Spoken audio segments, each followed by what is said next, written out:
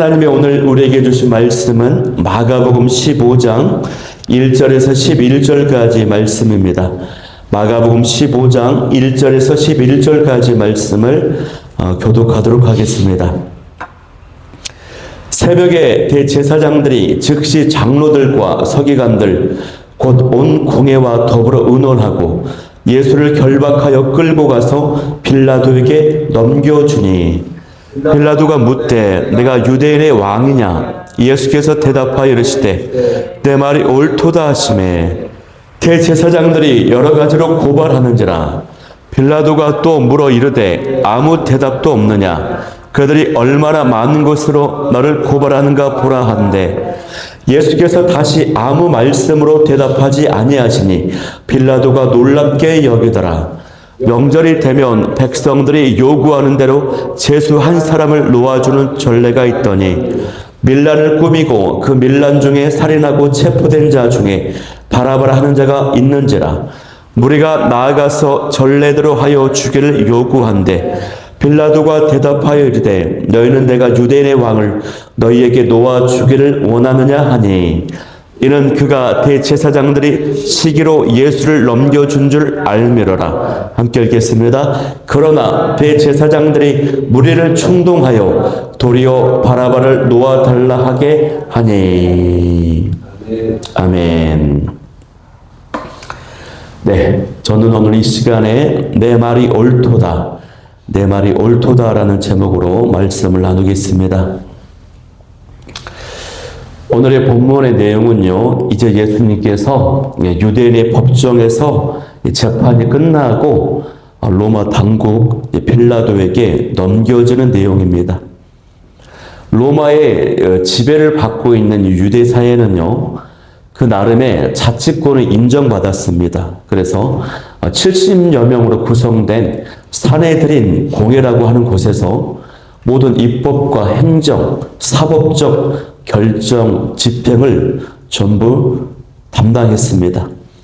그러나 사형 권한은 없었어요. 사형을 시킬 수 있는 그 권한은 로마 당국만 가지고 있었습니다. 그래서 이 예수님을요, 로마의 그 총독인 빌라도에게 넘기는 것입니다. 그 기록이 1절의 내용이죠. 이 1절 말씀을 보면은 예수님에 대한 그 재판이 얼마나 졸속으로 불법적으로 처리되었는지가 잘 나타나 있습니다. 이 유대인들의 재판 원칙 중에 하나가 뭐냐면 밤에 신문을 하거나 판결하지 않아요. 그러나 예수님은 밤에 붙잡혔고 끌려와서 폭행을 당하시면서 신문 받으셨어요. 그리고 예수님은 이미 그 안에서 신성모독이라고 하는 사형 선고를 내렸습니다. 이미 그 제명으로 죽이기로 유대인들이 결의를 해버렸어요. 그리고 일반적으로 그 판결도 낮에 이루어지는데 새벽에, 이튿날 새벽에 급하게 모여서 정상적인 판결을 내린 것처럼 형식만 갖추었습니다. 이 변호나 충분한 변론 기회를 주지 않았어요. 그리고 이제 로마 당국에 빌라도에게 넘겨버리는 것입니다. 그리고 그 제목도요, 신성모독이라고 하는 것은 유대인 사회에서만 통용되는 사형죄에 해당하는 것이고 로마 당국에서는 실정법상 인정되지 않는 죄입니다. 이 신성모독은 너희들의 종교에 관한 것이다 라고. 그러나 유대인의 왕이라고 하는 이 제목, 반란죄라고 하는 것은요, 로마 실정법상 사형죄에 해당이 돼요. 그래서 종교 지도자들이 그 제목을 유대인의 왕이라고 하는 반란죄로 혐의를 바꾸어서 이제 넘기는 것입니다. 예수님은요, 공생의 사역을 하실 때 자신이 유대인의 왕이라고 하신 적이 한 번도 없습니다. 하나님의 아들이다라고 하는 말씀을 하셨지만 자신이 유대인의 왕이다라고 하신 적은 없어요. 그런데 이 혐의를 바꾼 것이에요. 이처럼 이 종교 지도자들이 예수님을 죽이려고 하는 그 일에 얼마나 치밀하게, 얼마나 신속하게 준비하고 움직이는지 모릅니다. 그리고 오늘 말씀에 보면은 온 공회가 더불어 의논하였다. 형식적인 의논만 한 것입니다. 온 공회가 함께 이런 불법적인 일에 가담을 했다는 것입니다. 우리는요, 위정자들이 집단 지성에 의해서 상식적이고 어떤 바른 결정과 선택을 당연히 할 것이라고 쉽게 생각을 하죠. 그런데 그렇지 않을 때가 많습니다. 하나님의 뜻에 어긋나는 어떤 법 집행, 어떤 정책 결정을 할 때가 많기 때문에 우리가 어떤 정권이든 어떤 정부이든 정말 그 정부가, 그 정권이 성공하고 잘 되기를 바라야 하지만 그러면서도 이 정부와 위정자들이 하나님의 뜻에 맞는 법과 어떤 정책을 펼치도록 많은 기도를 해야 되는 것입니다. 예수님께서요, 이처럼 불법적인 신문과 이 부당한 판결을 받고 끌려가십니다. 그런데 어떻게 끌려가십니까? 예수님을 결박하고 끌고 갔다라고 돼 있어요. 우리는요, 우리 예수님의 그 십자가를 묵상할 때 어떻습니까? 가시 면류관 쓰시고, 채찍질 당하시고, 손과 발에 못 박히시고, 옆구리에 창찔림 당하시고, 이것은 잘 알지만, 예수님께서 이 포송줄에 꽁꽁 묶여가지고, 밧줄에 꽁꽁 묶여서 결박을 당하셨다라고 하는 것에 대해서는 인식이 조금 약합니다. 어떤 측면에서 보면요, 예수님이 십자가상에서 그렇게 엄청난 고통을 당하시는 그 모습은 예수님의 그 사랑의 위대성이랑 어떤 그 장엄함이라도 느낄 수 있지만 이렇게 밧줄에 묶여가지고 위태위태하게 끌려가시는 그 모습, 이 모습은요, 여러분 어떻습니까? 얼마나 초라하고 얼마나 쓸쓸해 보입니까? 그 가운데 얼마나 수치를 당하시는 모습입니까, 여러분? 시편의 기록을 보면요, 희생 제물은 도망가지 못하도록 동물에다가 결박을 했다고 해요. 예수님도 인류 구원을 위한 어린 양으로서 죽임 당하셔야 되니까 이렇게 결박을 당하고 계십니다, 여러분. 여러분, 원래 이 유대인들과 빌라도는요, 서로 사이가 좋지 않습니다. 그런데 유대인들, 이 지도자들이 예수님을 죽이기 위해서 이 빌라도의 힘, 그 권세를 지금 빌리고 있는 것입니다. 종교 지도자들은 진리에 관심이 없어요. 하나님을 잘 믿는다고 하지만 하나님의 뜻에는 관심이 없어요. 오로지 자신들의 권력과 이익을 위해서 불법을 행하고 죽이려는 일에 혈안이 돼 있고 또 자신들의 평소에는 상종조차 하지 않는 빌라도에게 타협합니다. 빌라도가. 우리가 이 종교 지도자들의 모습을 보면 우리가 쉽게 정죄하고 비판하고 하지만 이런 모습이 우리에게 많이 있다는 것입니다. 평소에는요, 괜찮아 보여요. 하나님을 잘 따르고 예수님을 잘 믿는 것처럼 보입니다. 그런데 이해관계가 얽히고 어떤 문제가 생기고 나에게 손해가 될 것 같을 때 있으면은 타협을 할 때가 있습니다. 원칙을 깨버릴 때가 있어요. 그러나 우리가 이 말씀을 묵상하면서 특별히 결박당하신 예수님, 밧줄에 꽁꽁 묶여가지고 끌려가시는 그 쓸쓸하신, 그 초라하신 예수님을 묵상하면서요, 저와 여러분도 어떤 유혹이나 시험이나 어떤 위기에 흔들리지 말고 세상의 방식에 타협하지 말고 말씀에 우리가 결박되기를 원합니다. 우리가 성령에 사로잡히기를 원해요. 그래서 흔들리지 않는 저와 여러분이 될 수 있기를 소망합니다. 2절 말씀을 보면요, 빌라도가 묻습니다. 내가 유대인의 왕이냐라고 묻죠. 빌라도의 이 질문은요, 강한 의문이 있는 질문이에요. 빌라도가 보기에 예수님의 모습은 아무리 보아도 유대인의 왕 같은 모습이 없는 것입니다. 너무나도 온유해 보이고 겸손해 보이세요. 그 표정이나 눈빛에도 또 권력에 대한 어떤 집착이 없어요. 지지하는 세력이나 추종자들도 없습니다. 너무나도 초라해 보여요. 그래서 정말 유대인의 왕이 맞냐라고 지금 묻는 것입니다.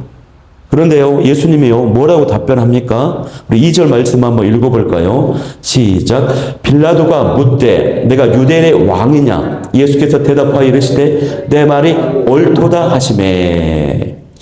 예수님은 그 질문 앞에서 내 말이 옳다, 내가 왕이 맞다라고 지금 답변을 하고 계십니다, 여러분. 이 왕은요, 정치적인 군사적인 왕이 아니라 하나님의 아들로서 하나님 나라의 왕이다, 이런 의미거든요. 그런데 우리가 주목할 것이 있어요, 이 대목에서. 이후에도 나오지만 예수님의 신문을 당하실 때 쭉 침묵하시거든요. 말씀을 안 하세요. 이 침묵은요, 자기 변호를 위한 침묵입니다. 십자가 처형에서 벗어나기 위한 그런 항변이나 변호를 한마디도 하지 않으세요. 자기 보호, 자기 권리를 주장하는 데 있어서는 한마디도 하지 않으세요. 그래서 5절에도 보면은, 4절에도 보면은 그들이 얼마나 많은 것으로 너를 고발하는 걸 봐라. 그런데 5절에 아무 말씀으로도 대답하지 아니하시니 그랬어요. 그런데 우리가 방금 살펴보았던 것처럼 예수님은 왕이냐라고 하는 그 질문에는 당당하게 대답을 하시는 것입니다. 그러니까 예수님께서는요, 예수님의 정체성에 대해서는 침묵할 수가 없었어요. 예수님의 사명에 대해서는 침묵할 수 없고 증언을 하시는 것입니다. 그래서 우리가 여기서 무엇을 살펴봐야 됩니까? 우리는 여기서요, 이 정체성과 사명을 붙잡고 계시는 그 예수님을 본받아야 돼요. 우리는 여기서 자기 권리와 자기 보호에는 침묵하시는 그 예수님의 침묵의 영성을 배워야 한다라고 하는 것입니다. 그런데 많은 사람들이 이것이 거꾸로 돼 있어요. 정체성과 사명에는 입을 다물고 자신의 권리와 이익을 위해서는 큰 소리를 외친다라고 하는 것입니다. 저와 여러분의 입술과 말은요, 무엇을 자주 외치고 있습니까? 또 외쳐야 될 것은 무엇이고 침묵해야 될 것은 무엇입니까? 예수님께서는 아무 말씀으로 대답하지 아니하시니라고 했어요. 여러분, 예수님은 하나님 나라의 왕이 되십니다. 나는 하나님 나라의 백성입니다. 나는 주와 복음을 위해서만 삽니다. 라고 하는 이런 정체성과 사명을 위해서는 우리가 자주 외치시되, 반면에 나의 권리를 주장하거나 나의 이익이나 그런 욕심에는 우리가 침묵할 수 있기를 소망합니다. 제가 어떤 일에 속상한 일이 있고 억울한 일을 당한 일이 있어요. 눈을 감고 기도할 때 보면은 자꾸 그 사람이 생각날 때가 있습니다. 내면의 그 상처와 억울함, 하소연을 막 내 안에서 막 토로하는 것입니다. 그러면서 외치는 거예요, 그 사람에게. 그거 아닙니다. 이건 이렇게 된 것이다. 오해했다. 뭐 이런 식의 있는 것이죠. 그럴 때 어떻게 해야 될까요? 시편처럼 고백해야 됩니다. 스스로 명령해야 돼요. 내 영혼아 잠잠할지어다. 너는 가만히 있어. 주가 하나님 대 말지어다. 내 영혼아 기뻐하라. 기뻐하고 기뻐하라. 스스로에게 외치면 제압이 됩니다. 손해를 당하고 억울한 일이 있더라도 우리가 침묵하시면 하나님께서 하나님의 때에 다 채워주시고 은혜 주실 줄 믿습니다. 6절부터 보면요, 이제 예수님 대신에 바라바가 석방되는 장면이 나옵니다. 명절에 유월절이 되면은 유대인들이 요구하는 대로 이 죄수 한 사람을 풀어주는 전례가 있어요. 이것은 이제 로마 당국이 유대인들의 그 마음을, 환심을 사기 위한 어떤 갈래였습니다. 그런데 밀란을 꾸미고 그 밀란 중에 살인하고 체포된 자 중에 바라바라 하는 자가 있었어요. 빌라도는 예수님을 신문했습니다. 예수님으로부터 그 어떤 혐의점도 죄도 발견하지 못했어요. 또 예수님이 무고하게 저 종교 지도자들의 시기를 당해서 붙잡혔다는 것을 알아요. 또 예수님은요, 백성들에게 좋은 일을 많이 하셨거든요. 그래서 이 빌라도가 흉악범인 바라바와 이 예수님 중에 누구를 놓아주기를 원하냐라고 물으면 당연히 백성들은 예수님을 풀어달라고 할 줄 알았습니다. 그런데 사람들이 바라바를 풀어달라고 하는 것입니다. 정말로 이해할 수 없는 기가 막힌 일이 벌어진 것이에요. 우리는 여기서요, 바라바를 선택하는 백성들의 그 심리를 잘 살피면서 우리는 그러한 실수, 그러한 선택을 하지 않아야 돼요. 사람들은 예수님에 대한 기대가 컸습니다. 정치적 왕으로서 해방을 가져다 줄 분으로 여겼습니다. 기대했습니다. 그런데 체포를 당하실 때 예수님이 아무 저항도 하지 않으세요. 너무 힘이 없이 싸우지도 않으시고 그냥 힘이 없이 초라한 모습으로 붙잡혀 계시는 것입니다. 그 모습을 보고 자신들이 기대하는 메시아가 아니라는 것을 깨달았습니다. 그 실망은 분노와 미움, 증오로 바뀌었습니다. 그런데요, 여러분, 여기서 등장하는 이 바라바는요, 단순한 흉악범이 아닙니다. 단순한 살인자가 아니에요. 이 바라바라고 하는 인물은 밀란을 일으켰다라고 하는 것은 뭐냐면 로마 제국의 반란을 일으켰다는 것입니다. 로마의 압제에서 벗어나기 위해서 정치적인 반역 운동을 일으킨 일종의 혁명가라고 하는 것입니다. 혁명가. 백성들이 기대하는 혁명가예요. 그리고 이 바라바라고 하는 이름의 뜻은 뭐냐면요, 아버지의 아들이라고 하는 뜻이에요. 아버지의 아들. 바가 아들이고 아바 할 때 아버지라고 하잖아요. 라바, 바라바, 아버지의 아들. 반면에 예수님은요, 하나님의 아들이세요. 이 바나바는요, 예수님과 철저히 대비되는 인물이에요. 바라바는 하나님의 아들, 바라바는 사람의 아들, 아버지의 아들, 예수님은 진짜 하나님의 아들. 바라바는 혁명가, 로마의 압제에서 벗어나게 해줄 지도자, 혁명가. 예수님은 영적인 메시아가 되셔요. 그래서 백성들은 정치적 해방과 자유라고 하는 자신들의 그 기대와 목적을 위해서 하나님의 아들이신 예수님을 버리고 사람의 아들 바라바를 선택했다고 하는 것입니다. 선택의 그 기준이 진리가 아니었습니다. 말씀이 아니었어요. 자신의 목적과 욕망에 있었습니다. 대제사장의 선동을 당해서 백성들이 선택했지만 그 선동에 넘어갔던 이유는 뭐냐면 백성들의 마음속에 그 마음이 가득히 있었기 때문이에요. 여러분, 사람들은요, 진리를 몰라서 버리는 것이 아닙니다. 말씀을 몰라서 따르는 것이 아니에요. 그 진리가, 그 말씀이 나의 기대와 나의 목적과 내가 바라는 욕망과 맞지 않기 때문에 선택하지 않는 것입니다, 여러분. 이 선택을 할 때 우리가 아는 것과 나의 온함이 가슴이 따로 놉니다, 여러분. 그런데 또 한 가지 짧게 묵상해야 될 것은 뭐냐면요, 이 바나바는 예수님의 희생으로 그 죄값을 치르지 않고 예수님 대신 붙잡히심으로써 바나바가 자유를 얻게 돼요. 그래서 이 흉악한 바나바는요, 누구를 가리킵니까? 예수님 때문에 구원받은 저와 여러분을 가리키는 것입니다. 이 바나바. 그래서 이 본문의 장면은요, 대속의 장면입니다. 교환되는 장면이에요. 이 바나바는 이후에 어떻게 살았을까요? 기록이 없어요. 다른 질문을 드려볼까요? 예수님의 희생으로 구원받은 저와 여러분은 어떻게 살아야 될까요? 고난주간입니다.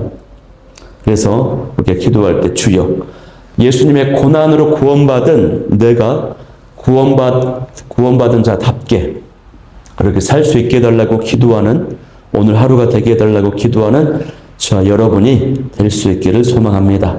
오늘 말씀을 기억하면서요, 기도할 기도 제목 세 가지는 첫 번째, 결박당하신 예수님처럼 나도 말씀과 진리에 결박되고 성령께 사로잡힐 수 있게 하여 주옵소서. 이 정체성과 사명은 증언하게 하시고 외치게 하시고 나의 권리를 주장하거나 나의 어떤 욕심, 나의 어떤 이익에는 침묵할 수 있는 침묵의 영성을 허락하여 주옵소서. 세 번째로 선택의 순간마다 예수님을 선택하고 말씀과 진리를 선택하고 구원받은 자답게 살게 하여 주옵소서. 우리 기도 제목 가지고 나아가도록 하겠습니다.